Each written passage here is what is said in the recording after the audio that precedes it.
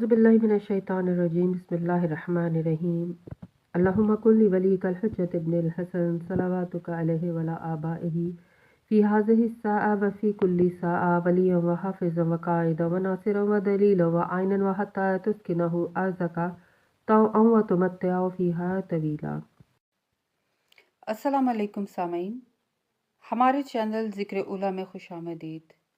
मैं आज आपके सामने इल्लामा लाजपाल हुसैन की तसनीफ़ जहाद बिल विलायत से इक़्तिबास पेश कर रही हूँ, जिसका बुनियादी मकसद आपकी खिदमत में ऐसा इल्म पेश करना है जिससे लोगों में ऐसा शऊर बेदार हो कि जिससे शयातीन की चालों, हरबों और गुमराहकुन ख़यालात से बचा जाए।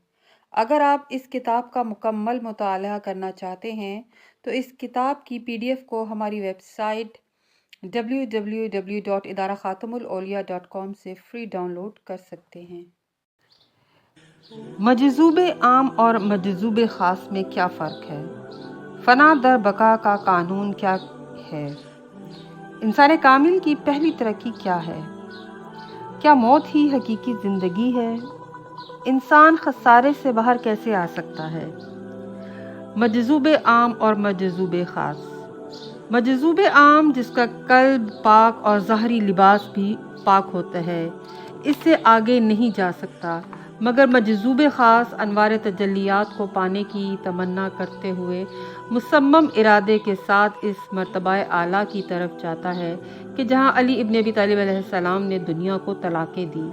यानी मजज़ूब ख़ास के सामने तर्क दुनिया एक सवालिया निशान बन जाती है, लिहाजा वो बंदा खुदा जहाद बिल नफ्स में दुनिया को तर्क करके आखिरत को तलब कर लेता है।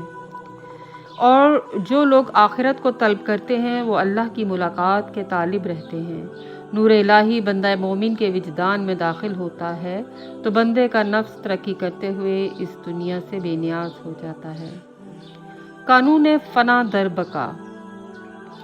जो बंदा इस मर्तबा आला पर फायज हो जाए वो तमन्नाए मौत करता है।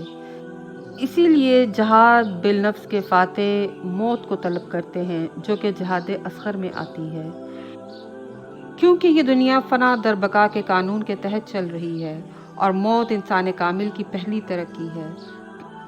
क्योंकि जब तक दाना गंदम या किसी फल की गुठली या पौधे का बीज ज़ेर ज़मीन अपने आप को फना न कर दे तो ज़मीन से पौधा बाहर नहीं निकलता, जो तनावर दरख्त की सूरत इख्तियार करते हुए फिर अपनी शाखों के ऊपर उसी फल को जन्म देता है कि जो गुठली के अंदर अल्लाह ने उसको अपनी बका का इल्म अता फरमाया था।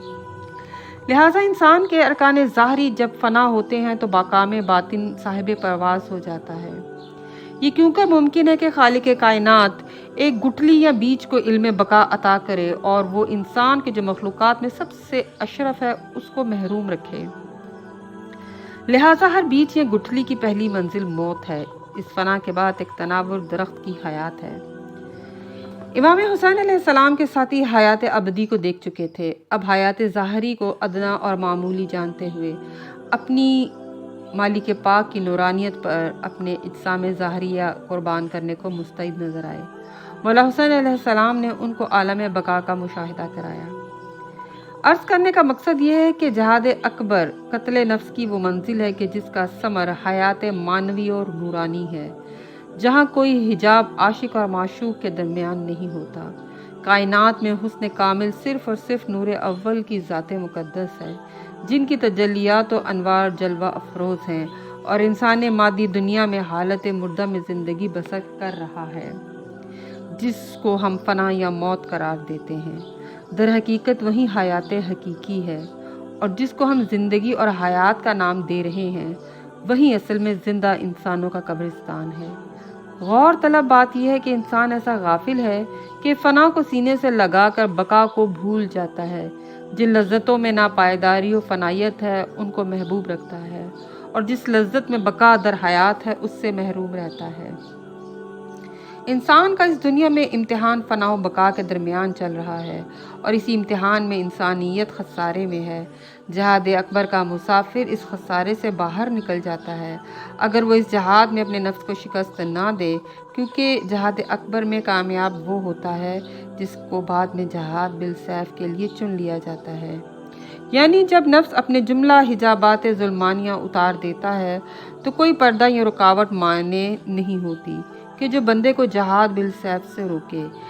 یہاں جہاد بالسیف کے معنی ہم معنوی و حقیقی اعتبار سے لے رہے ہیں، کیونکہ نفس کی امارگی کے قتل کے لیے بھی ایک تلوار کی ضرورت ہوتی ہے، اس لیے جہاد اکبر کا رابطہ جہاد بالسیف سے ہوتا ہے۔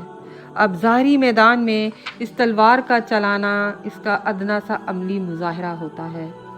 یہ تلوار کوئی ظاہری آلہ نہیں ہوتا بلکہ روح کی قوت نورانیہ ہوتی ہے۔